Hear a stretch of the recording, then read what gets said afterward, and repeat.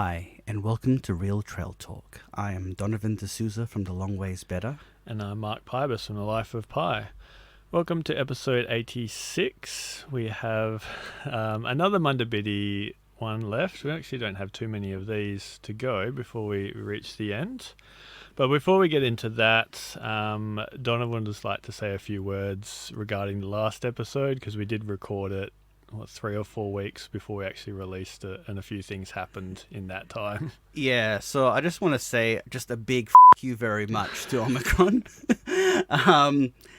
So 3 days before I was about to depart, Alyssa and I were going to depart, we had to cancel our trip because the warning rating that WA has for the states went up to medium, which would have made it really difficult to get back. Not impossible, but it would have been difficult. And as the time progressed, if we had gone, it went to high, to very high, to extreme. Yeah. And at the extreme level, we would not have been allowed back in. So we made the sort of heartbreaking decision to pull the pin on that. So I gave last year 1.5 stars. Let's just give it 1. So yeah, that just was, that was not great. But, it was the right decision not to go. But, it's just awful. Particularly seeing that we have no choice but to travel at school times because of Alyssa being a teacher, and we could kind of see it happening. Like, you could see it unfolding, this train crash in front of us. But, what do we have? What can we do? I was listening to the episode when we released it. I was like, oh no, I forgot about that. And I'll talk a bit at the end of this podcast why it's a little bit more upsetting than if it was just any normal year, but stick around for that. Yeah. I mean, one positive come out of that is your record collection got quite a bump in in new titles. It's got quite the bump in value. Yeah. So basically, instead of the trip, because this was going to be a 10-year anniversary trip for Alyssa and I, not wedding, but just 10 years together, and we booked Fresnay Lodge, which is very expensive a night, and I was like, bugger it, I'm spending like my night's worth on a record. Yeah. But I do want to say thank you to some of our listeners who wrote in, had some nice things to say. It was really nice to get some feedback about the podcast. Yeah, it was great because we got a couple of emails that were at length, so I really appreciate when people take that time to write in like a proper thoughtful response, so thank you to those people. All right, on to the Munda Biddi. This is Walpole to Denmark now, which is your favourite section of the Billman track. As we'll talk about later, I'm guessing not your favourite section of the Munda Biddi. But this is also half of your, is it half or 2/3? 2/3. 2/3 of your maintenance section that you look after. So heading out of Walpole, I got lost doing this because I was like, I know Walpole, we can take these back streets and we'll eventually hit the Munda Biddi, and then and Aaron and I had to like circle back to almost where the highway was, and then we found it. Yeah, now follow it out of the park. Yeah. Basically, so I maintain from here up until just after the drive that takes you away from the giant Tingle. And the first bit is a section of the bib that I hated, but it's quite nice as a bike, which is going through the coal mine heritage trail. Yeah. What's it called? I think it's just labeled Coal Mine Beach Heritage Trail, yeah.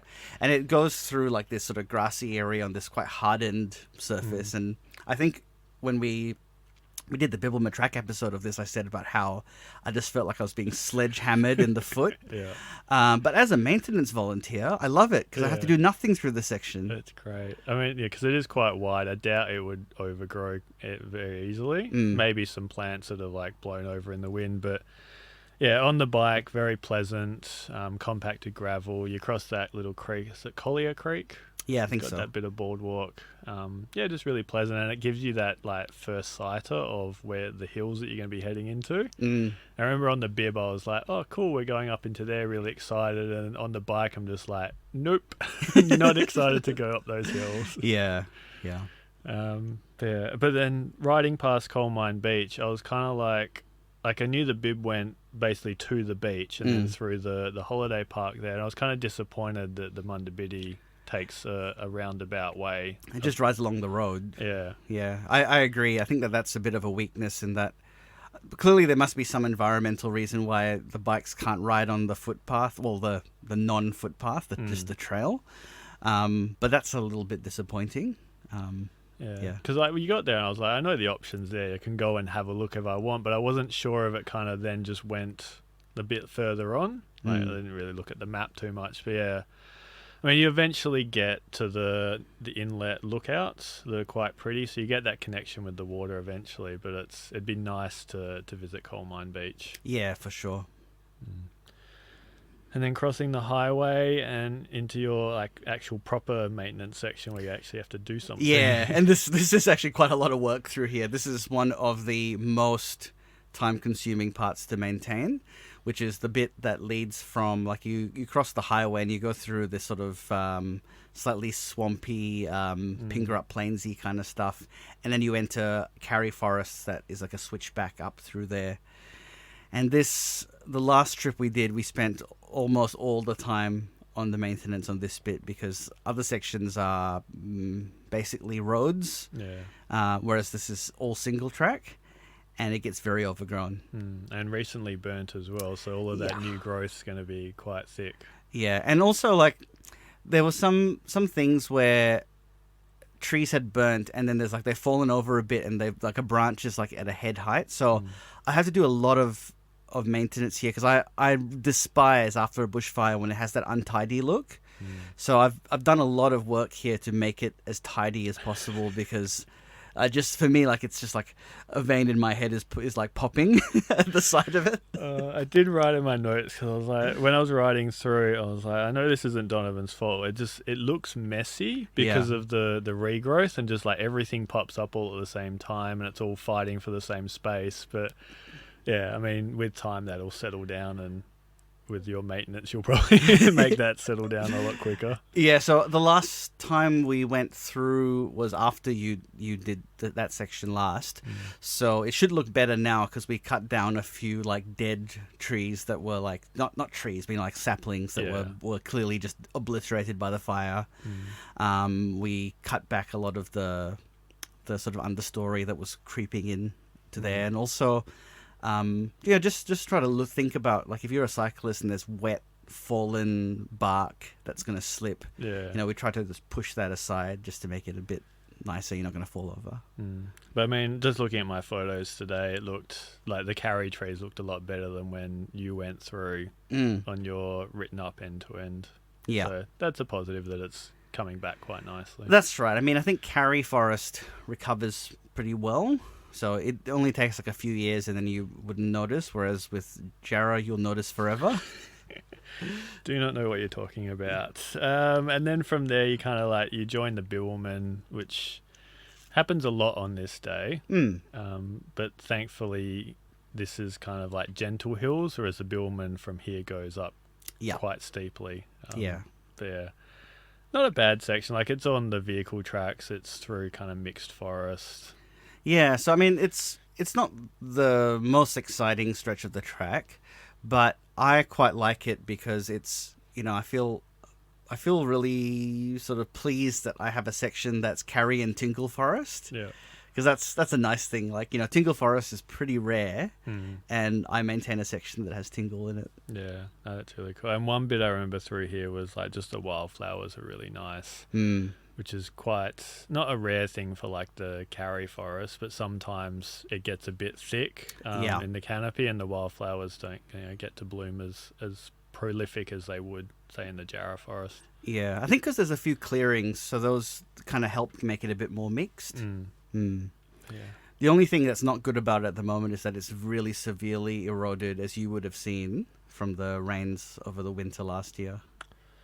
I don't remember it being too much of a problem. I remember there being puddles through there, so you did have to watch where you were riding, but the erosion wasn't too bad. It's, I think because I maintain it, it just I get a bit sort of like yeah. And then you kind of reach a little bit of an exposed area up a final hill to where the Tingle Road crosses, and you start heading down quite severely. Yeah, so this, I mean, one of the things that's not signed here, and it is going against the flow of traffic for the cars, is, and I kind of wish that maybe there was like a bikes accepted sign or something, or maybe its own thing, is that you're really so close to the giant Tingle and you don't really get to go to it. Yeah, that's kind of one thing I was not disappointed with, but like you get to, Valley of the Giants, but you've got the giant Tingle there. Like, why not just kind of just go there? Yeah. Or at least have a sign saying if you want to, you can. Absolutely. Yeah, because I mean, not many Munda Biddi riders carry a lock with them. Some do, but like, I don't think your bike's really going to get stolen if you want to walk around that area. Yeah, I mean, and it's not super busy at Giant Tingle where I think it'd be a problem. Like, you could park your bike up and, there's maybe like one or two cars there, and they're like, families with kids, so they're not going to steal your bike. But from there, we had this interesting bit where I was like, I don't notice a car there, and then I kind of like rode up to it, realized someone was inside, but the guy was just reading a newspaper. Yeah, it turned out to be a DBCA officer, so he must have, I don't know, that was his job to sit in the car all day. But they were clearing this section with like big tractors. Okay. I was like, thank God, because it was a really, really nice ride down, because the track was like flat and clear, and it was just fantastic riding. Yep. Because this area is quite steep in places, you don't really want to be getting caught. And super muddy. Yeah. Yeah. So that was fun. But yeah, it's just, this is one thing that I was kind of anxious about for this day, is it was quite warm when we went through, and there's a lot of hills. Like, just going to the hut is 55 kilometers, but there's over 1,100 meters of climbing in this day. And it's just, I had this anxiety of, oh no, the hills, even though they're not too bad and you can walk up most of them, it was just that, like, I knew they were there. Yeah. So it was hard to kind of enjoy spots when I knew what was coming. Yeah. I did this, so almost like a year before you, because you did this in August, didn't you? Early September. Early September. Because I did this in, I think, August 2020, and it was like the opposite. It was like really cold and super wet, and it was like fantastic because of how muddy it was. Like, I was just getting sprayed with mud and had a big grin on my face the whole way. Yeah, because I was looking at photos today and I was like, yeah, we did not encounter any mud whatsoever. Oh, really? Yeah. Just dry. Yeah. Yeah.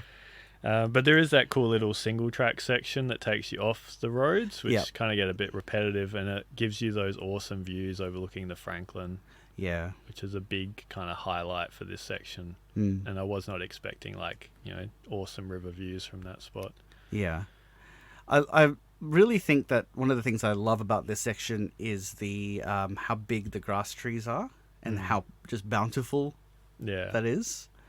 Because it doesn't often happen in this section. I know on the Bib, like, there's that one little bit after Sapper's Bridge where it's like jarrah forest and like grass trees and king ears, and really unique. And then back onto the vehicle track towards Monastery Landing, which is quite easy to miss if you don't know it's there or you're not looking out for it, because it's at the bottom of a hill, like a steep hill.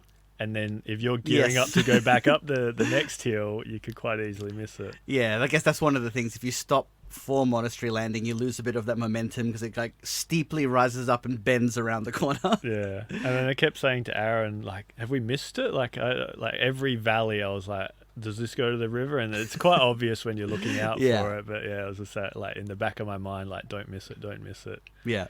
And I actually think we got the same experience while we were there with the kayaker coming up as well. Yeah. I think ours was a kayaker. He might have been in a boat. But it was just weird. Like, we were there and then all of a sudden around the corner there was someone. Yeah, that's just perfect. Yeah. Because, like, for the photos, that's what you want. Just like, it's a common activity on the Franklin of people, kayaking or paddling to Monastery Landing and back from Nornalup. So yeah. And that spot is just spectacular, isn't it? Yeah, I was not disappointed, but I was like, the lighting was really harsh because it was just really bright. Wow.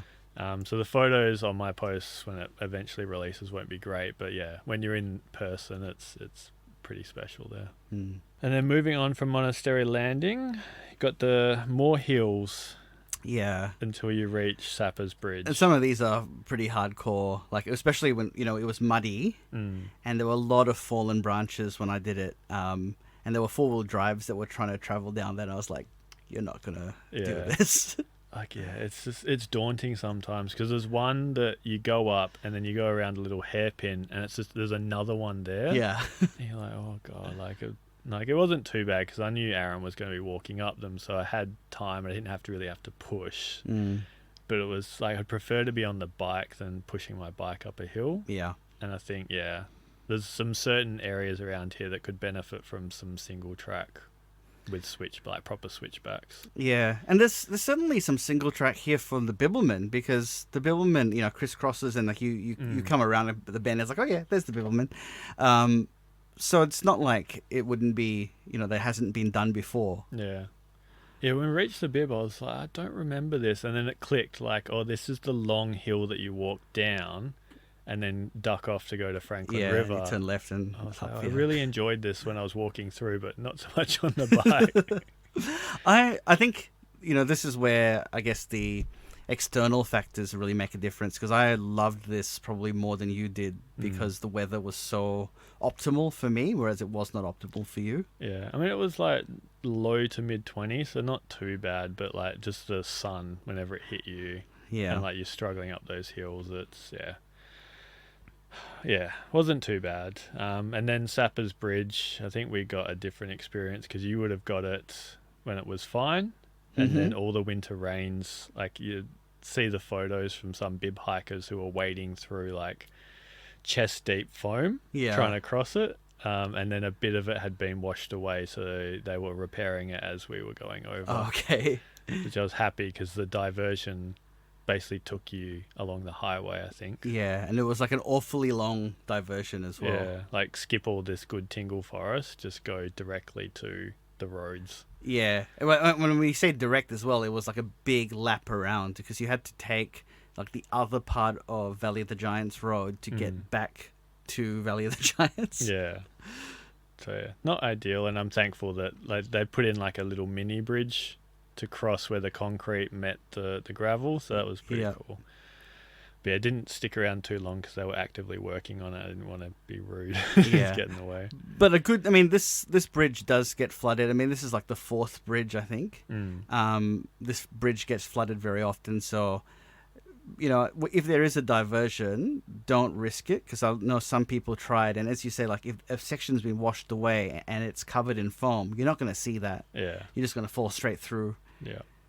But yeah, pretty part of the river. The bridge is not so pretty because it's just this concrete, a bit Soviet monstrosity, but that's kind of what was necessary once the old timber became a bit rotted. And if you think about the fact that it's a Soviet concrete bridge and it still got damaged, that kind of says that the wood bridge just wouldn't have been able to take it. Yeah, actually, I probably think the latest floods may have been like, that's it for the whole wooden bridge. And then from there on to everyone's favourite brainy cutoff. Yes. So I don't think we've got to the bottom of why it is called that. No, we've never... I mean, it's something that everyone finds amusing, but I don't think anyone ever knows. I kind of would like to not find out and just leave it to how I imagine. But this also marks another uphill. But I felt Brainy Cutoff wasn't the worst one. No, it was after this, because you rise to the top and there's that little open paddock thing with the woodshed. Yep. And that's another down, and then it's straight into like probably the worst of the hills for the day. Yeah. Because it's Boxhall Road, isn't it? That's the one, yeah. And it's like 15 to 20% gradients for like a kilometre. Yeah. I was just not defeated at this point, but I'm just like, this is it. Like, get through this. Yeah. And it's not easy sailing to Valley of the Giants, but like, you're getting towards the end of the bad stuff for the day. Yeah. And that's, I mean, I was going to make a big joke when I was like, oh, yeah, I'm going to write a thing where it says, you must have your brainy cut off to do hills this big. And then Boxhall was the one that really was the killer. But I remember before then, like, as you go down the hill, I think as you turn off to go onto Boxall, and there's an even like steeper hill in front of you. I Yeah. looked at that and I was like, no. And then turned off. I was like, this is still just as bad. Yeah. I think at this point I was like, Aaron's probably going to be walking quite a bit. I'll just skip ahead and stop somewhere else. But yeah, like there's a lot, and like I thought I was going pretty slowly, but then I looked at my Strava time for the hill, and I was like, oh, everyone walks this. Yeah. Like, there'd be very few people that actually ride it. I'm looking forward to trying it on the electric, because I haven't done it yet. This whole section I haven't ridden on the electric. Yeah. But I'm looking forward to being like, ha ha ha, ha, take that hill. Yeah. But e-bike has its own thing on. Not It that does. you use Strava. Anyway. No, yeah, but I know, like I wouldn't put it as a, Yeah. I think that's dishonorable. Yeah. But yeah, like once you reach that top is like the good feeling of accomplishment. And then it's very, very flat for a while as you go on Twin Creeks Road, which again, difference of a year, there was a prescribed burn, or a burn went through after you did it, and it was just really exposed and like blackened on one side. Right. And I was like, oh, this isn't fun. I was going to say, like, a very pretty Tingle Forest. Yeah, No. not for me. But I end up waiting at the junction of Twin Creeks Road and, God, I forget the name of the road that you then head towards Valley of the Giants on, and just sat there in like the openness on the sand and just had a bit of a break while I waited for Aaron, and that was quite peaceful, and kind of a sign of things to come for the rest of the day.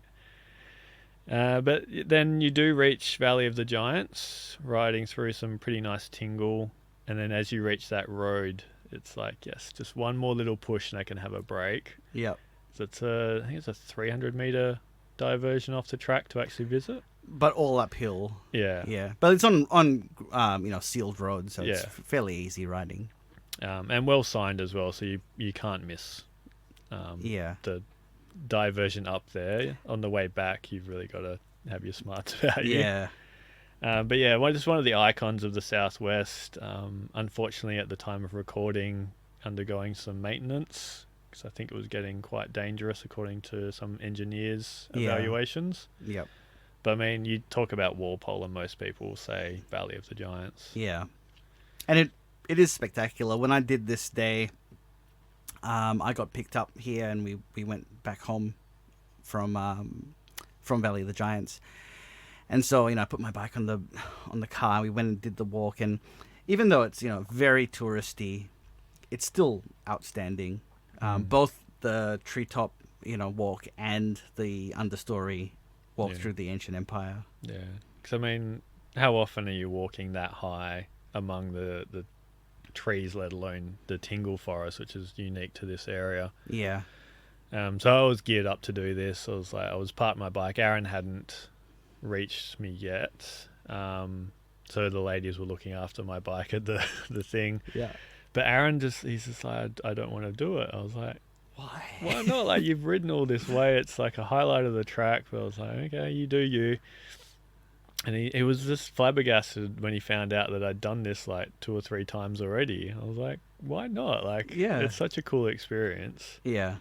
We didn't do the understory bit because I was just wanted a break by then and have some lunch. But yeah, definitely if you've done the diversion, make sure you do both, and also stop in at the gift store because there's a nice selection of drinks and ice creams and goodies. Definitely. When we did the bib, we stopped in here.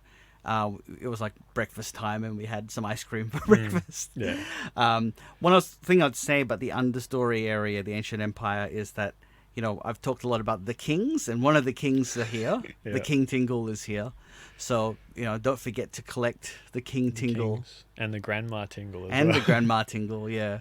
So that's, I think it's really beautiful through there. I think in its own way, the ancient empire is as beautiful as the treetop walk. Just, obviously, it's a different experience. Yeah, because you appreciate the size when you're in the treetop walk, like being up that high, but then down on the ground, like just the girth of these trees is just like mind-blowing sometimes. Yeah.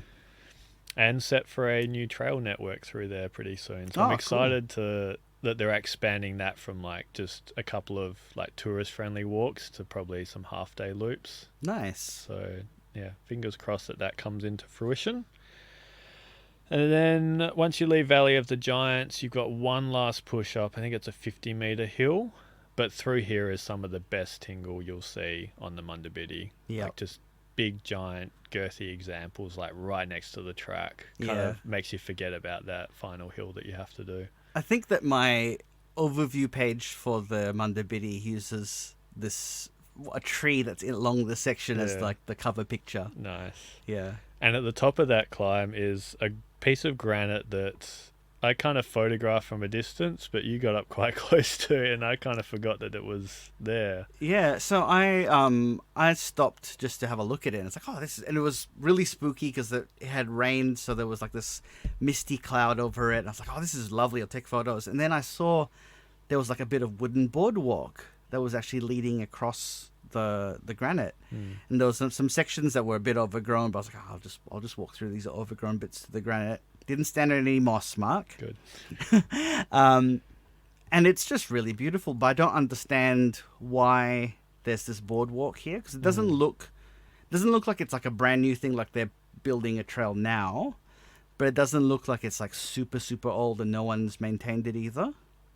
Yeah, I mean, because the bib probably has always been aligned the way it is. Yeah. So I doubt it was a different alignment through there. So that's, kind of odd that it's there, and maybe they might use it in the future. So yeah, fingers crossed. Because it is quite spectacular through there, but I just wasn't sure what it was, and it was just a weird sort of highlight. There's this boardwalk that you can walk, and it's only people on the Munda Biddi would see it. And especially like you don't really get too much exposure to granite on the Munda Biddi. Like Uricada's probably it for like biggish. Yeah. Granite. There's a few like along the road, like on this further along the section. There's a bit, but yeah, you're right. There's not a lot of it. Yeah. But having reached the top of the hill, there is a giant downhill from here, and oh my god, is this enjoyable? Oh yeah, so fun. Because to me, this was like no more hills for the rest of the day, even though that's not really true. But like the big climbs, like the steep gradient climbs, are over. Yeah. And it's kind of like a nice parting farewell to the Tingle and Carry Forest for the day. Yeah. Because once you leave that national park area, it's onto farmland and kind of a different kind of scenery. Yep. Yeah. It's a very nice way of putting it, Mark. Yeah. But the farmland here is pretty spectacular, like rolling green hills, cows and sheep everywhere, and then you get the nice views looking back to where you've just come from and the hills. Yeah. So that was quite pleasurable. And like I don't mind riding like on these types of roads when it's warm or sunny, because it's like nice and open. There's a few trees to keep you kind of shaded a little bit, but I just had a smile on my face. It's been like, cool, hill's over, I'm done. I can just enjoy the rest of the day. Yep. But the rest of the day for you was not very enjoyable. I don't love this sort of scrappy, Pingerup Plainsy kind of scenery very much, especially when it's just on endless roads. Like, I just find that so utterly boring. And I feel like, unfortunately, they're not going to change it, because they spent a lot of money on building suspension bridges through the section. So, it's just this very straight, long road through, like, scrappy jarrah and, like, Pingerup Plainsy kind of grassland. And they've spent a lot of money to take the Munda Biddi off these like concrete bridges onto suspension bridges, and it just says to me that this is it. This is permanent. We're never gonna rearrange this so that it goes a nicer way. See, I love this section. Like, just the fact that like once you're out of the national park area, you just head north, and it's like we're just going into the unknown. Like, there's really not much here apart from this Pingerup Plains kind of experience. And to me, despite the fact that, yes, you're on a road which makes it less wildernessy, like, you're really not going to see a car. There's no reason for people to be out here. I saw 3 cars when I did this. That probably spoiled a little bit for you. But, like, we didn't see a single car at all. I think for me, it's just the fact that it's just so straight and you just see it going on forever. Like, I find that mentally challenging, because it's just...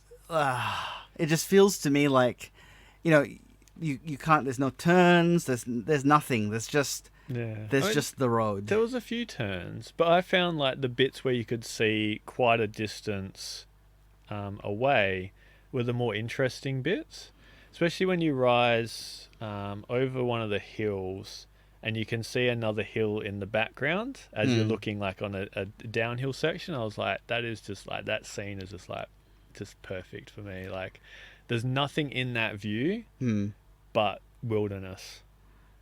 And Fair. like, I think, because looking at your photos, it was a grey and kind of dull day. For us, it was like blue skies with patches of clouds. There was wildflowers everywhere. Yep. It was just like, there was nothing else to do but just kind of ride at a really nice pace until you got to the campsite. And yeah, Aaron remarked, because he would be behind me for most of it, and he'd be like, I'm just following your tire tracks, and all of a sudden you just veer off to the edge of the trail. I was like, has he crashed? I was like, nope, there's a wildflower like directly in front. Yes, I've experienced cycling with you when it was wildflower season. I think after a while he stopped following my tracks. Yeah. But yeah, like, I just enjoy it. And all the way to Boonamunduk, the hut, I was just like, this is heaven. Just open country. There's something about like when you're driving and this is open road. Like this is the bikepacking version of that. Yeah. I don't. Yeah. I get your. I take your point, but I think if you ask a lot of people, they would say that this section through to Jinang Bejabap onwards, like from there to there, is probably one of their least favorite sections. Yeah. I think because you like wildflowers a lot more, that you're maybe seeing a lot more things of interest to you. I don't know. Yeah. Like, I understand, like, if someone said that to me, that they hate this section, I'd completely understand that and wouldn't try and argue the point. Yeah. It's just, like, what I found enjoyable, the day that we did it, I don't know, just the combination of, like, the hills are over, and it was just kind of, like, the scenery just kept changing. It wasn't just, like, you know, scrappy forest. There was open plains, like, mixed forest. Sometimes it was thicker. You know, you get bits of water, sometimes hills in the distance. Like, it's just enough to keep me entertained. And yeah, Boonamunduk as a hut, I really enjoyed as well. I agree with you. I actually think, like, after all of that riding, it's more the fact that it's just boring road riding. Like, if it meandered through on single track, different story. I'd be like, yeah, scenery was great, the riding was engaging, but I just found it unengaging to ride. But the campsite is fantastic. Yeah. Just back on that, the only bit I really found annoying was some of the single track. Oh, really? There was one bit where you could see the bridge, like the road bridge, and the trail took you off onto this single track onto another bridge to cross that creek. Yep. But then there was fallen trees over the track. I was like, great, now you're like, I've gone on this single track, it was overgrown, and it's just taken me longer to do this section. Fair call. But yeah, back to the campsite, like riding in on that single track, it felt really special. And I just had this feeling that we weren't going to be alone, like people were already at the campsite. And I was wrong, like there was no one at the campsite, but we were joined later that night by a couple unexpectedly. Yeah. But yeah, it's just like, even just looking at the map, there's like a water source nearby. And Aaron and I got quite excited. It's like, oh, is there going to be like a little lake or something nearby? I think it's just swamp. A floodplain. Yeah. One of the things I looked around, and my immediate reaction was, you know, because it has that kind of scrappy kind of look about it. I was a bit negative. But then I sat down and was eating a chocolate bar to get some energy for the rest of the ride. And I was blown away by how much life was around it. You can hear. Yeah. And that to me, I was like, oh, this is actually really special. Yeah. So, yeah, here we arrived. It was warm. It was the end of the day. So I was like, I'm just going to strip down. I think I was just walking around in my board shorts. And just, that whole afternoon was just walking around, listening to the birds, the insects. I did like a full lap of all the tent sites, which is marvelously over-ambitious for the Munda Biddi to have tent sites out here. Yeah. But, like, it's just, like, wandering around, I found, like, orchids, like, different wildflowers I'd not seen all day. Like, it was fantastic. And then at night, I was like, I'll just see what the sky's like. And yeah, core of the Milky Way was out. I think it was around the new moon time. So I was like, I'll do some astro, even though I didn't have my gear with me. So it was just sitting on the table. I think I chalked it up with like my cup or something. We got some really, really cool shots of the Milky Way, and like just hearing everything around was pretty cool.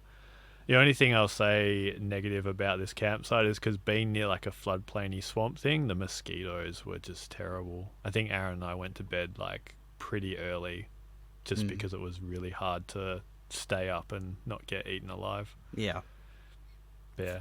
That was probably one of the better campsites, like experiences we stayed at, which I think for this section, I think, we always talk about trail experience being the overriding factor of how you enjoy a particular section. I think for me, like just what we went through made this section pretty cool.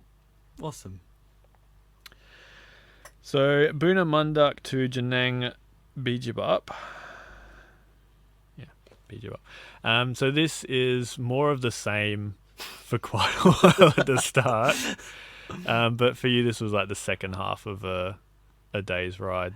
Yeah. When I decided I was going to do the Munda Biddi, one of the things I really wanted to do was just go down and hug a carry tree. So there had been the first lockdowns, which seems like a lifetime ago. Yeah. So I had started at a certain point leading up to Jinang Bejabup.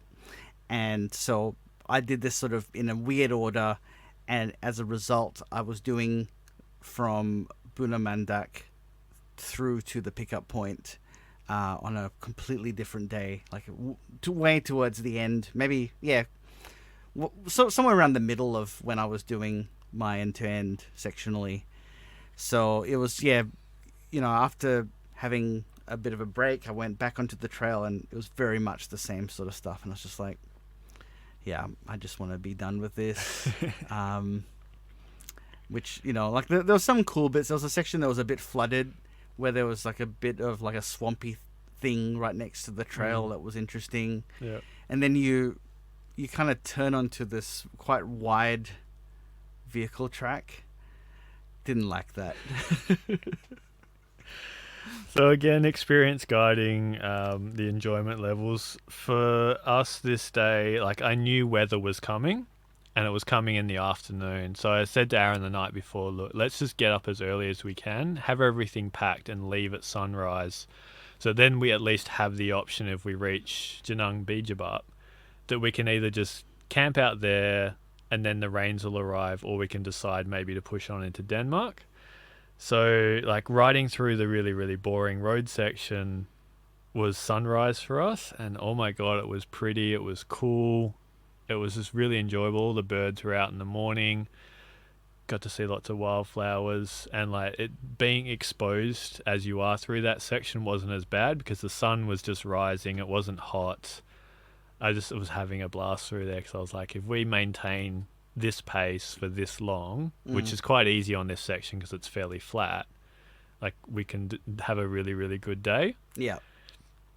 Aaron was not quite as happy with that plan. So I wasn't too kind with him in like waiting at certain spots like I had been like the past 2 weeks. So I was like, just keep pushing. But yeah, really enjoyable all the way up to that the crossing of the Kent River, which is a real highlight of this morning. Yeah, I agree that having, because it has its own sort of bridge, for the cyclists versus the cars, and they've made that really special, and there's like a significant Aboriginal site on one side of the river. Yeah. And then I love the bit where when you cross the river, it goes through like all these granite boulders. It's just, to me, that was a nice sort of highlight in what is otherwise a very dull day. Yeah. Because I remember reaching the turnoff at that point, and I was photographing some wildflowers, and it seemed like a pretty nice area. And Aaron joined me, and I was like, let's stop here for a break. I think we were like 10 or 15 Ks in, and he's just like looking at his app thing. He's like, no, let's keep going for a little bit. And then you reached the river. I was like, okay, let's stay fair. here. Yeah. So I had a bit of a break there. It's just, it's one of those unexpectedly really cool spots. And I like that they've spent a bit of money with that suspension bridge. Kind of just adds a bit of pizzazz to what can be a pretty uninteresting ride. Absolutely. And then after that is the Marin Road after the Munda Biddi. Yeah. I mean, it's just a case of like put your head down and get it done. Like it's a good spot to make up time. Yeah. I think one of the things I'll say about it was that I had a really great experience on it insofar as that there were emus that were running along the track, and there was this huge amount of time where I was basically chasing them because they're pretty dumb, and they were like running away from me, but along the road that I had to head down as well. Yeah. So it took them a long time to realize that they needed to divert off. So that gave it a bit of an interest. And the other thing that makes it better than Marin Road is that there's a lot of ups and downs, so you get a bit of fun, just going down the hill. So it's scenic-wise, I'd say it's on par with Marin Road as to how much I despise this section. Yeah. Just in terms of repetitive road. And it goes on for hours of just the same road. Yeah, I think it's like 25 or 28 Ks of the same continuous stretch. Yeah. Yeah. Yeah, I didn't enjoy this section, but I think like in the back of my mind, I was like, we're making it to Denmark tonight. Yeah, okay. So for me, this was just pedal as quick as you can, like within limits, this is a chance to get through some kilometers. Whereas if I think we'd just done campsite to campsite, it probably would have been disappointing because like this is a big chunk of the day is just on roads. Yeah, it's like almost the whole day is just on roads. Yeah. One of the things I will say though is that I tried to find things to keep myself entertained. Yeah. And there's a lot of granite outcrops along the road. Yeah. So there was one that was like after a big climb, just to the left there was this sort of like boulder, and I was like, oh yeah, I'll just stop here, have a look and explore. And then later on there's a granite expanse that you can climb up onto and get really good views of Mount Lindsay. Yeah. So I'd made the most of that opportunity, and I felt like, at least from that perspective, that there was some worthwhile moments along what is basically just a straight continuous road. Yeah, and like at certain points, like I just wish there was a sign, because like I saw the first granite bit and I had a bit of a look, but that second one where you actually climbed out on, I think I must have just skipped past that completely. I mean, I was probably had head down, but like, yeah, a little sign or something to say, hey, stop here for a break would be great. Yeah. And then you reach that junction where it's Mount Rowe National Park and Mount Lindsay National Park all in the same spot. It's kind of like, oh yeah, there's like vast wilderness there that won't really be touched, but you're on a road. So Yeah. Yeah. And then from, I think it was Harewood Road where that goes, Aaron had stopped and he's like, look, I can shortcut here to make it to the campsite. I'm going to do that. And I was like, I really got annoyed like the last couple of weeks whenever he suggested cutting out distance or taking shortcuts. But here I was just like, go for it. If whatever you need to do, because I know we're going to Denmark, I'm not stopping at the campsite. Yeah. So I was like, cool, you do that. And then I did that giant loop around. Yeah. Which seems really unnecessary when you look at the map. Yeah. But like it takes you close to Mount Lindsay, which I think is a big bonus. Yeah. So I actually went to Mount Lindsay to the car park just because I had decided that I was going to have my lunch there, and didn't want to just stop at the side of the road. And it's, again, one of those things where I think that they should make it a bit more inviting for cyclists to do that if they want to. Because there's nowhere to park your bike or anything. And it's so close to the Munda Biddi. Why not? Yeah. Like at least, I walked down to the Denmark River crossing. That's not difficult to do. Yeah. And I can imagine people wanting to do that. Yeah. Because, I mean, when I was originally planning out the trip, this was just a campsite to campsite spot. And I'd like factored in going to Mount Lindsay, maybe doing the 10-kilometer hike up to the summit, depending on how we're going for time and energy and stuff. But like, yeah, it's definitely something that's pretty cool. And you get to see the Denmark River up close, and it's just a nice spot. So, I mean, there's a sign saying to Mount Lindsay, but I wonder how many riders actually look at that and go, yeah, I'll go. Yeah. But all they need to really do is just put some U brackets so that you can park your bike up. Yeah. And then, at least maybe your stuff will get stolen from the bags, but your bike won't get stolen. Yeah, I don't know, because I think anyone who's going there is probably a hiker to do it. They're not really going to be like, oh, that's my bike now. Yeah, true. Yep. But yeah, it's just a lot of road riding through here. And then weirdly, they're like, we're going to take you off the road for a bit of like something else. And you just go down like the edge of this farm. Yeah, yeah. Which when I rode there just turned into this muddy bog. I'm just like, what are you doing to me? But before that, there is something really awesome along here. There's old school site. Oh god, yeah, that's right.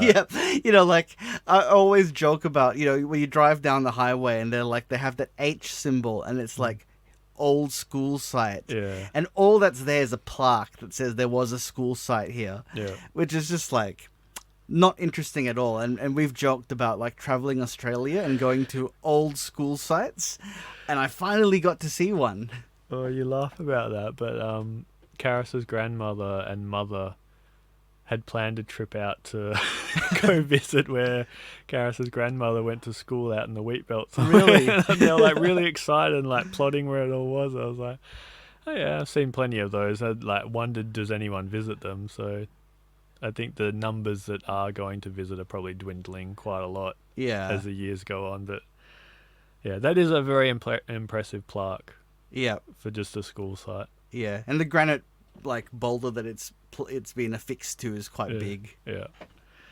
But yeah, so going along the paddock, and then you kind of jump into the forest a little bit before rejoining the road yet again, which then turns into a paved road, so it's not too bad. Yeah, and it's a bit nicer through here. I remember there were like it was like people's farms, but they had like a creek flowing through the farm, and it was kind of nice looking. Yeah, I think I tried to communicate with some cows through here that weren't having it. It's kind of looking back at me. Yep. But then you do actually finally get onto sort of single track, sort of old vehicle track, and then that leads up to the campsite. Yeah. Very kind of thick, and that pinch climb at the end is not fun. Definitely. But yeah, I just had it in my mind, like, we were making good time. At this point, I was like, we're definitely going into Denmark. So, like, the climb wasn't too bad. Yep. And then all of a sudden, you just round that corner and, like, you see the carry trees. And it's so sudden, the transition, isn't it? It's like, I was amazed. I was like, surely, like, I'm rounding a corner to then go onto a vehicle track that leads up to the campsite. But it's like, nope, there's the campsite. And, yeah.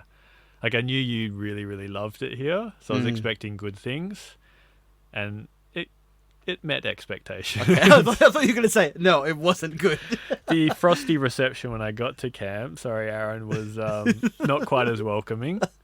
Because I think by that time he'd realised we're going to Denmark. And he'd have to ride another 40-something Ks.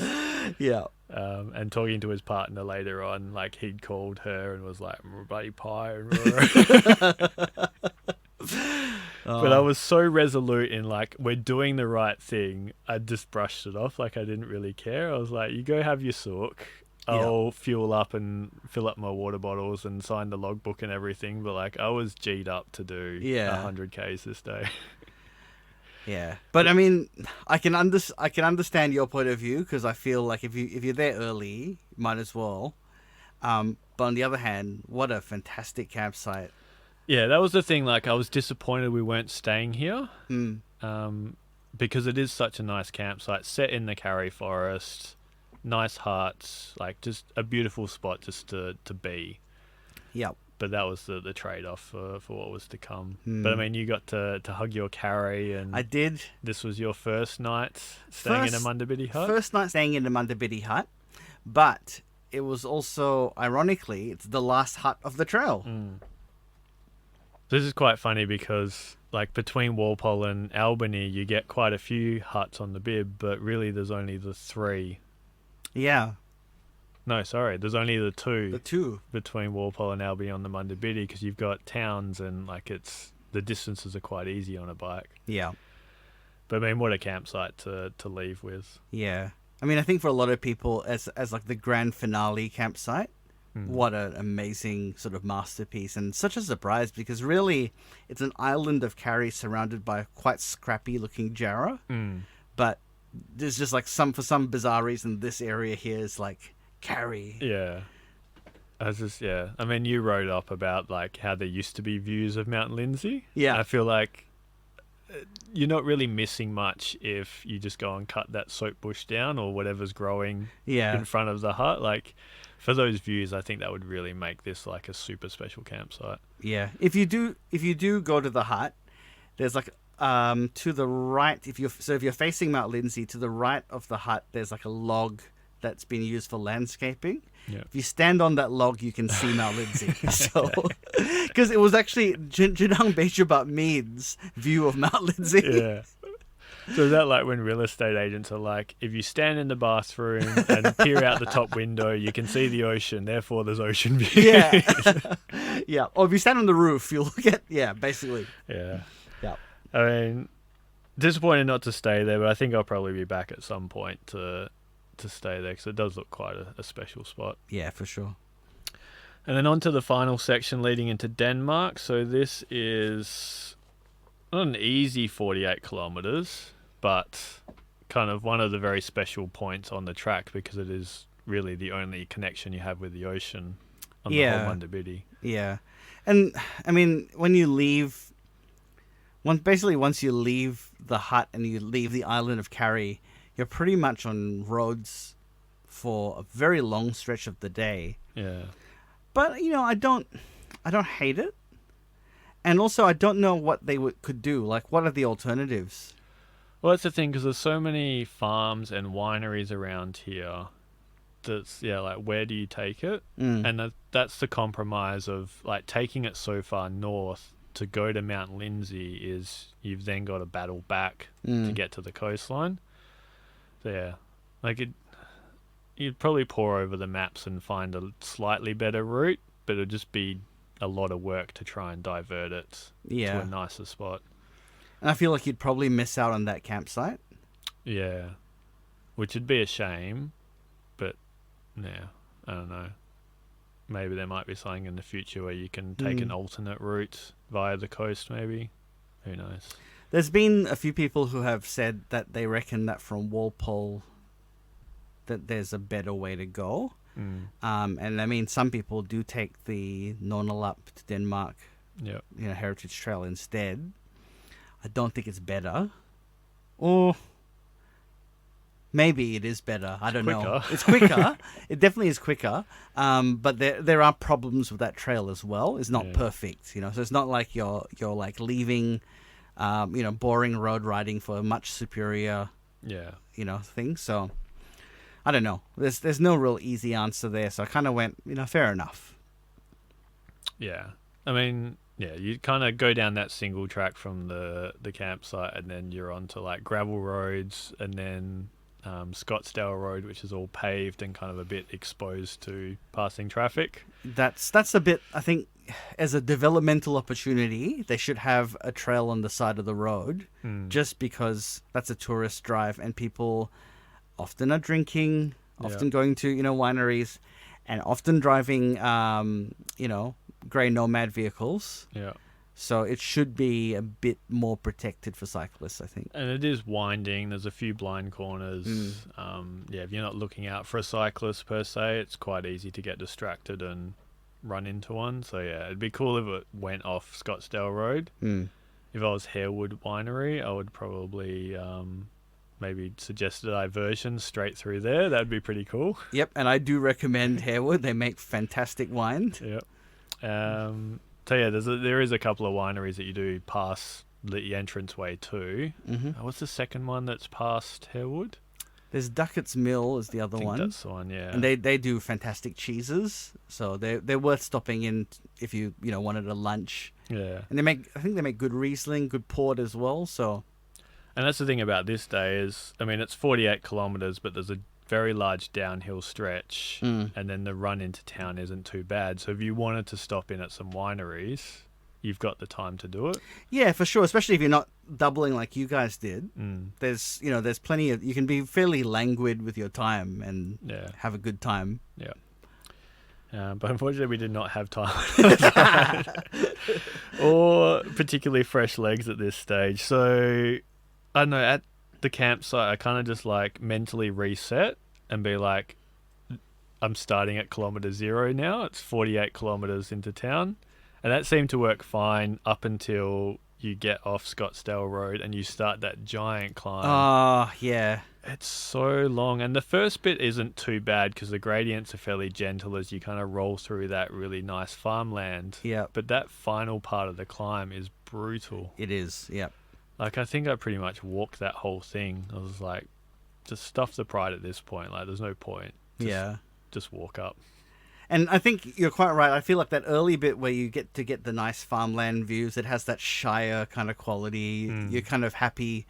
And then the ascent is just like trees blocking your view. Yeah. And it just felt like, especially this was like very early on in my ride. Whereas, I mean, for you, it was late in your ride, but it was after a long day of riding already. And I didn't have the climbing gears on the bike to do that. Like, the bottom 2 climbing gears were stuffed on my bike. So, I was limited as to what I was doing. So, as soon as the gradient got over a certain amount, I was like, that's it, I'm off. Yep.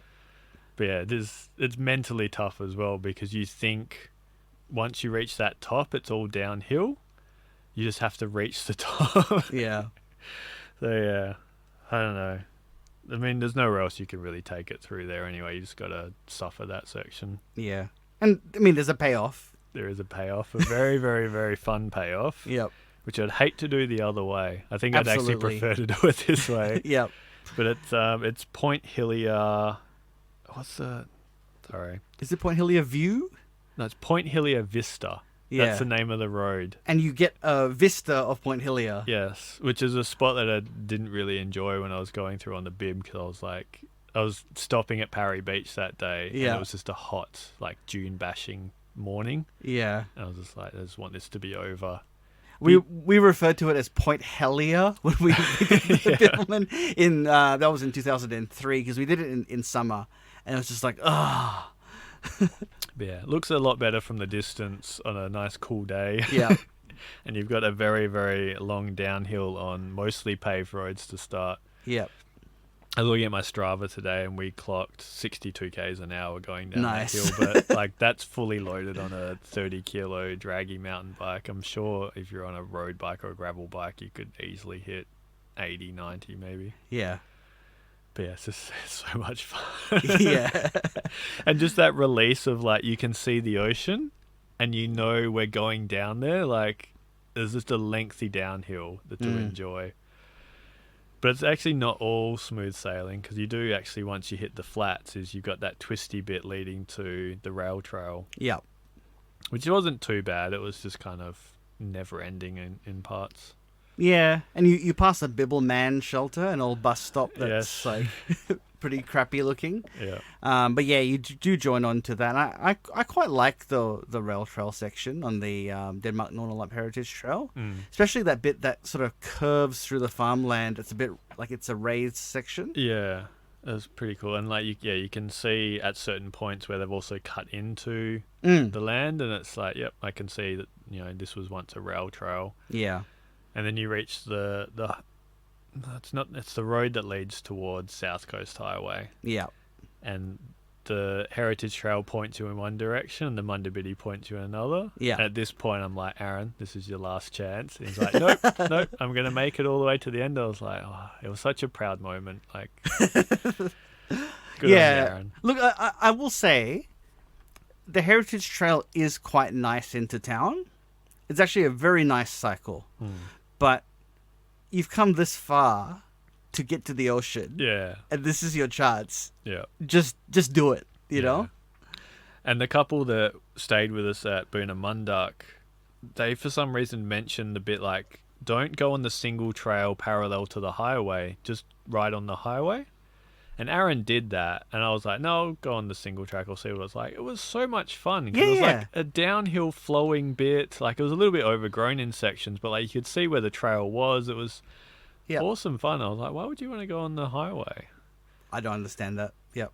I mean, for them, it would have been... Actually, no, that would have been less than halfway into their day, because they also doubled from Denmark going in the other direction. But yeah, it's just maybe because it was uphill for them, but downhill, definitely a lot of fun. Yeah. And then you kind of cut through some back roads, through people or past people's properties to then get to the William Bay Road leading into the national park. Yeah. Which is kind of just a bit ho-humish, like you just want to get to the coast. Yeah, and I feel like it goes past the lake that's in William Bay. You know, like that bit that's... Nope. You don't see it? All I know is Luke Longley, he has his place to the right of the road. Because there's a section where you go like downhill, and if you look through the bushes, there's a lake, but you don't actually interact with it at all. No, I must have completely missed that. Yeah, if you look at the satellite image, there's a lake just to the east of the road. Yeah, but doesn't engage with that, and I feel like that's a missed opportunity because it's part of a national park. And except for the people who live near the lake, no one actually interacts with it. And it would be nice to like have like a little thing that goes there. But anyway, it's just road riding into William Bay. Yeah, which is like it's not super dangerous, but at the same time, like if you're in there during like peak times, there's some blind corners. It's not really a shoulder to ride on if there are cars. Yeah, so you've just got to be wary that some people may not be paying attention.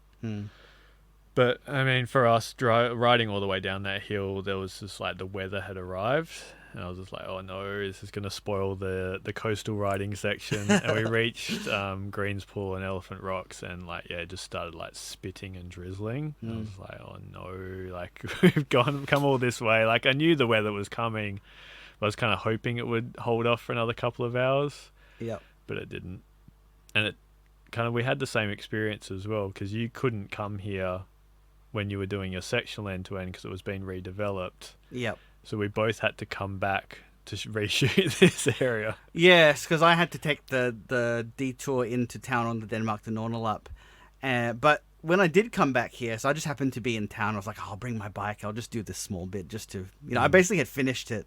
But I was like, I just want to get this right. So I did come back. But the good thing was when I got to Greens Pool, like the view of the island had like God rays shining down on it. And I was like, yes, this couldn't be better.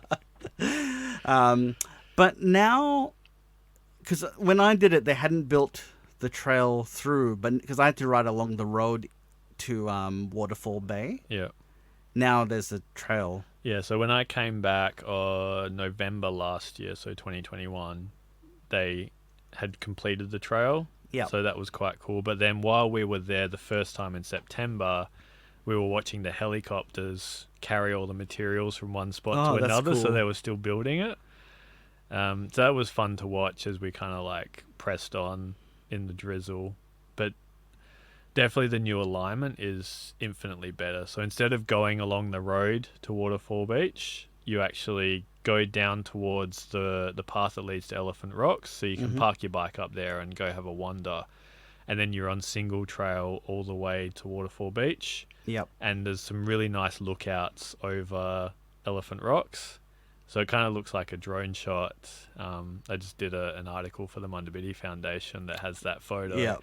I was like, this is really cool because you get to see it from above. You get to actually interact with the coastline because from the road, there's a big dune in the way. Yeah. And you can't see anything. Yeah. Whereas this single track, like you can see, the windmills in the distance, the coast. It's, a big improvement. And awesome. Really only like a short section of the trail. It just improves that day massively. Excellent. And then from Waterfall Beach, you get that really cool single trail. Yeah, it's like really windy and up and down. Through the peppermints. I remember we had Steve on to do the Billman track section, and he talked about the bridge that the Munda Biddi uses. Yeah. And like, I remember when I was walking through on the bib, I could see a Munda Biddi rider going like up above. Yeah. And it's weird, like having done it both ways now, that the bib still uses that old alignment. Yeah. Like, just take the Munda Biddi section. I know it's a little bit dangerous if you've got riders and walkers, but like it's not too bad. Yeah, there's sections that are shared elsewhere, so it's not like it's never been done. Yeah. And just the peppermints through there. I love peppermint trees, and this is just like heaven for that. Yeah. And then you get that little side trail where you can go down to one of the creeks and, you overlook the bridge that you actually do cross on the Munda Biddi. Yep. It's just, yeah, a little bit of fun leading into Lights Beach. Yeah. And this is where Aaron and I decided to camp out in the brand new public toilets for about 45 minutes. So like we were just about to depart, and Aaron was looking at the trailhead for the Walpole Trail. Yep. I looked at the radar. I was like, let's not cycle off just now. And as soon as we got to the toilet block that was in the car park, it started to bucket down. So this was a bit of a lull in the day because Aaron was quite tired by this stage, and it was just like, we'll just wait for it. And then 45 minutes later, it was still pouring with rain. Yep. But yeah, nice beach, nice area. Just got to pick your weather. Yeah. The view of Lights Beach is, really lovely. And, here you meet up with the Bibbulmun again as well. And I like that the Walpole Trail didn't dumb down the Bibbulmun, but also made the riding from a rider's point of view way better, because I think before you used to take the road. Ooh. Which was like you would turn inland, like as in the access road to Lights Beach, and then you'd travel along, it would have been way more boring than what they have now, which is, yes, it's very sandy, so you probably couldn't ride a bike on it, but because they paved it, you now get this. To me, it's like the equivalent of on the Bibbulmun when you're getting into Albany, and you see the wind turbines. Yeah. Like you get a mini version of that here. Yeah. As you're like meandering through the dunes, and you see the two turbines of the Denmark, much smaller and less grand. I mean, having done this in the pouring rain and also like bright sunshine, it's enjoyable either way. But I think it was definitely built with not the Munda Biddi rider in mind, because there are some sections like that are very steep. Like they're just short little sections, but there's no way with a fully loaded bike that you could probably do all of them on this trail. Right, okay. I mean, I guess this was like 80 kilometers into my day. Yeah. But there were some pinch climbs in there. I'm just like, yep, off the bike. Like this just hurts too much. And even when I was on my unloaded bike coming back in November, I was like, oof, that's a bit steep. And I'd also be curious as to find out how many accidents there are on this trail, because it is a dual use walking riding trail, and you are allowed your dog on there. So I'm just wondering, there's a lot of blind corners, a lot of fast flowing sections. How many people actually collide between walkers and bikers? So I hit a dog later on in the section, not here, but yeah. I that would be interesting to know. Yep. But I mean, the Walpole Trail as a whole is just like, it's fantastic. Like, it's like a roller coaster when you're on your bike. Yep. And there's like wildflowers on the sides. When I came back in November, there were Carnaby cockatoos, like big flocks of them, like birds everywhere. And you got that like great view looking over towards Mount Halliwell. There's kind of just like sitting there. Yeah. And it's something about like knowing that I've hiked that a few times. Like, just what an awesome experience that is. Yeah, and Monkey Rock is like super prominent of view along there as well. Yeah, and you get the carries just like poking up like on the edge of the ridge. It's a pretty cool ride. And then you reach the turbines, and you actually get quite close to one of them. Like you hear the whoosh, whoosh. Yeah. And then across that little access road, and you can see Wilson Inlet and Denmark, and you know the end is nigh. Yep. That's a pretty cool run. Yeah, that access road down is where I hit the dog. Yeah. Because I went straight down, and I saw people, and I was like, okay, great. I'll just leave some space for them. Went to the left a bit, and then a dog just ran out of the bushes. Oh. And I love dogs, so I felt so awful for hitting the dog. But they were really apologetic, the owners. Yeah. They felt really awful that they weren't looking after their dog properly. Yeah. Whereas I was like, I'm so sorry I hit your dog. But the dog like bounced back, like literally, like it was like hit. It fell over. It stood up, and then it was like. It was a border collie, so and boundless energy. But definitely at the bottom of that hill, there's the Ocean Beach lookout. Mm-hmm. That if you have the time, definitely stop in. Mm. We decided not to, but on the second trip, I was like, yeah, I'm going to do that. Because it is, like, it's the lookout over the Wilson Inlet, Yeah. and it's quite spectacular. Yeah, it's really cool, and like watching that point where the waters mix, and sometimes the waves can be pretty rough coming into that. Yeah. Yeah. So yeah, and then you run into Denmark. I didn't find it too bad, given that we'd done over 100 Ks by then. But like, it definitely is a bit compromised, as it is with the bib. Yeah, I mean, I don't love it, but I didn't hate it either. Like, I did like that, when you go past the inlet, they have that little island area that you get to see, and then there's like a section of like paper barks along the water. And I do really like the bit along the Mokare Heritage Trail section. But yeah, I mean, it's sidewalk along a road. And it's like, I didn't have an issue up until where the junction of the Denmark-Nornelup rail trail is. So I was like, why are we not just going there and then going along the Denmark River into town? Because it just feels like from there you're just riding through the back suburbs of Denmark. Like, I understand they kind of don't want it to be like a little spur trail, but at the same time you're on a bike, it's like that 2 or 3 kilometers isn't as big of a deal. Yeah, okay, so yeah, actually, no, that's a good point, because when I did this, the diversion took me into town on the Heritage Trail, so it didn't feel like any different to me, but yeah, I know what you're saying. If you're going that way, it does feel like a really odd diversion to take. Because you go to like the top of the hill near town where the visitor centre is, and then you kind of like, I don't know, you're kind of going on back streets into the middle of town. Yeah. It just felt a little bit unnecessary when you've got like an existing rail trail already. But yeah, I agree. It just, it was just a bit baffling. And like, given like we had a rest day in Denmark because we doubled in, and we went to the visitor centre being like, cool, we'll sign the Munda Biddi book, and it wasn't there. They pointed us to the co-op and it wasn't there either. I was like, well, what's the point of like taking you that way? Yeah, I agree. Yeah.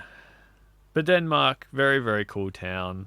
Like, there's a lot going for it. There's some nice bakeries, some nice restaurants and cafes. Most of my family, my in-laws. Yeah, so you spend a lot of time down there. Yeah. Yeah, really enjoyable. Yeah, lovely town. I think we've talked a lot about Denmark. It's a sort of area where I think a lot of people go to make a tree change. Great wineries, pretty good food. I think that dinner options can be a bit limited in Denmark. So we had a really bad run of like food experiences on the Munda Biddi. So we arrived and we had 2 nights in Denmark unplanned. The first night I was like, cool, we're going to get pizza. And I was talking to Aaron and be like, I'll shout you pizza for making you ride like 90 to 100 Ks this day.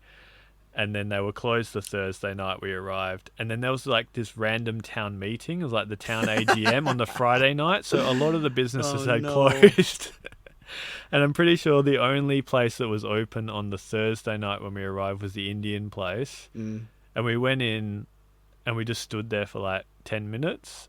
And like no one served us because there was like one kid working there who was on the phones and taking like orders and everything. So we're like, we'll just go to the IGA and just like pick up some random stuff for dinner. But yeah, if you're there for lunch, highly recommend the Vietnamese bakery. There's 2 bakeries in town. Yes. The Vietnamese one's the better one. The award-winning one I'm always disappointed with because they don't have a spinach and ricotta sausage roll. Right.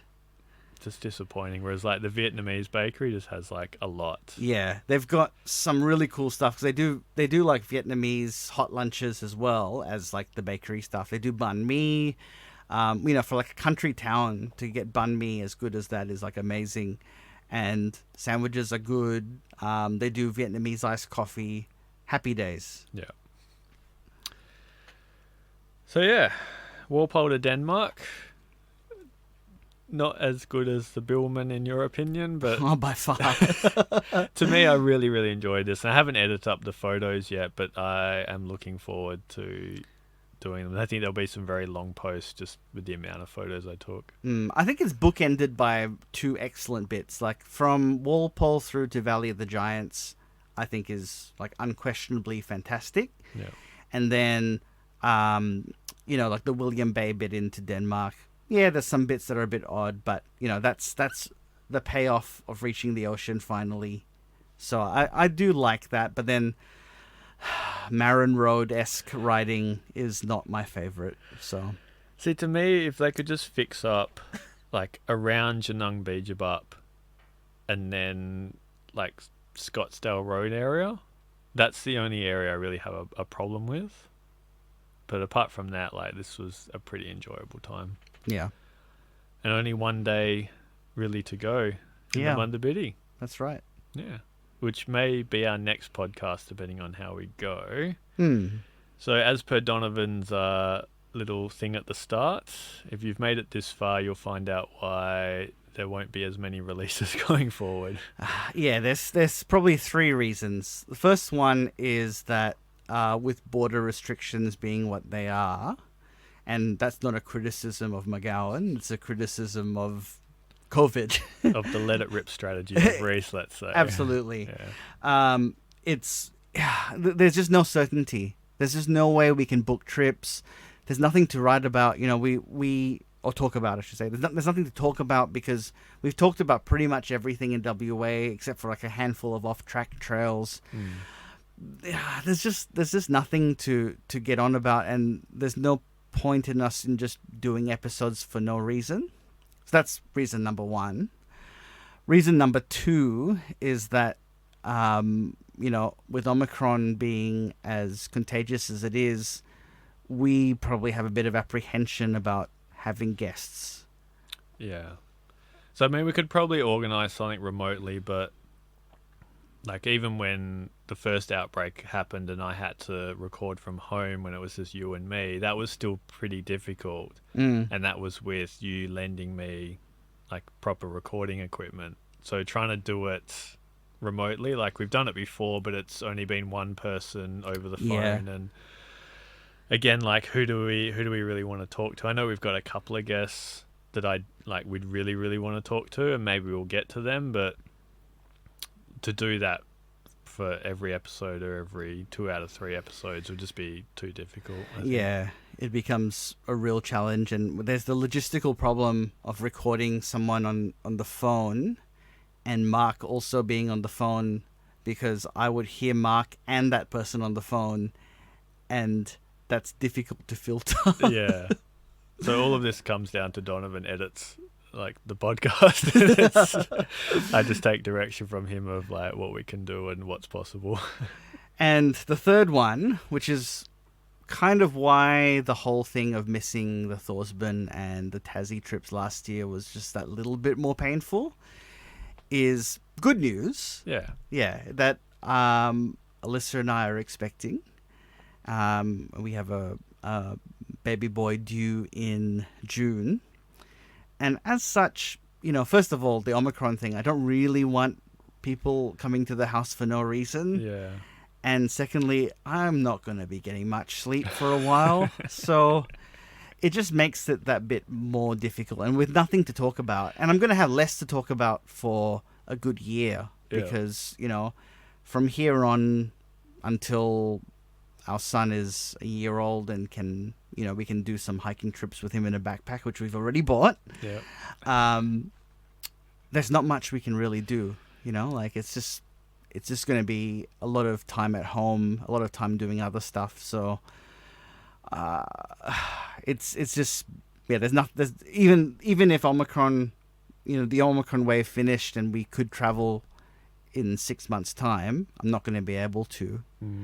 So, yeah, for that reason, those 3 reasons, it kind of makes sense that we probably need to put just a little bit of a halt on the podcast until we can get things sorted and we can travel again and have, I want to make sure that if we have content that is good content and not just creating stuff just for the sake of it. Yeah. So I've known for a while, but on behalf of Real Trail Talk listeners, congratulations, Donovan and Alyssa. Thank you.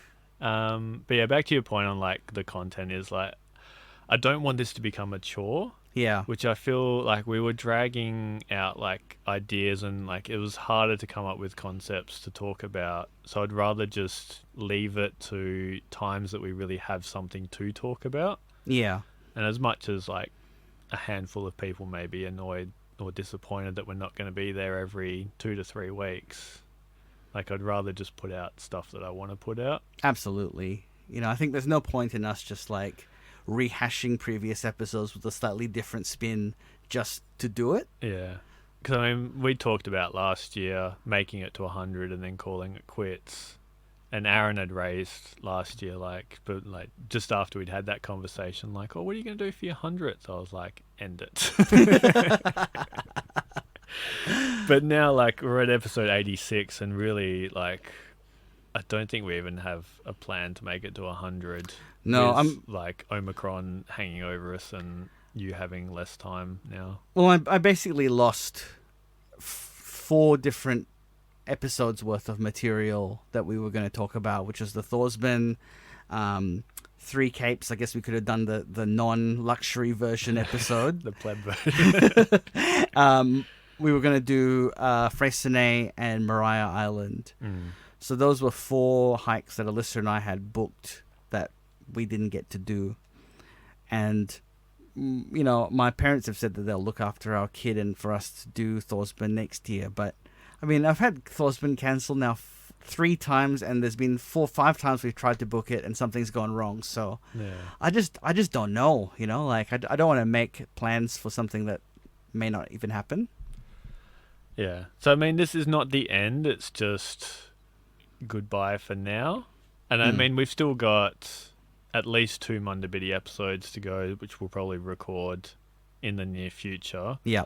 But after that, I think it'll just be an infrequent surprise when they do drop any new episodes. Yeah, at least, I think at least for the next year, it probably will be just ad hoc and when we have something to say.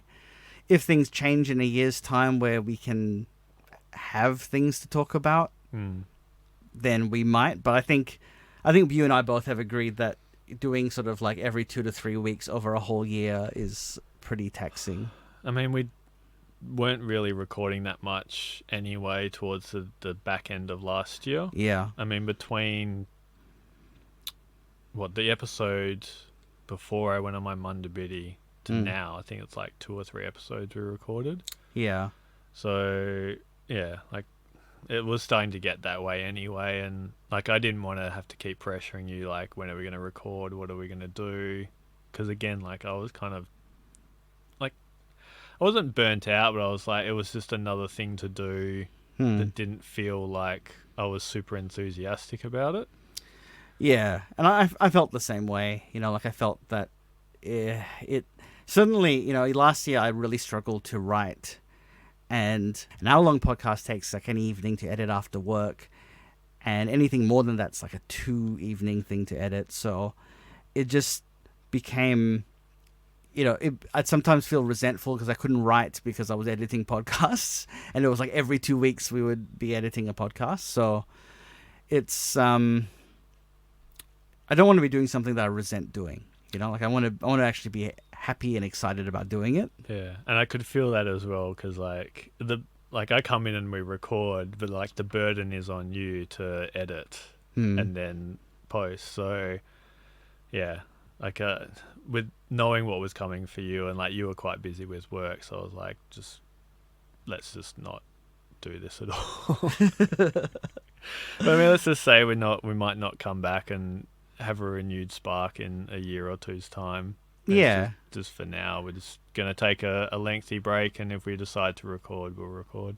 Yeah. And like hopefully there'll be heaps of like hiking with baby material if you're interested in that. But we'll see. Yeah. All right. Well, thank you if you are still listening, and hopefully you haven't taken that news too badly. But, I mean, we have an entire back catalogue for you to explore, which I know some people have messaged me saying, I've just gotten into the podcast, and they've still got like 90 to 120 odd hours worth of content to get through. So, yeah. It's not like there's, not a massive backlog to listen to. You can still fall asleep to Don's late night ABC radio voice.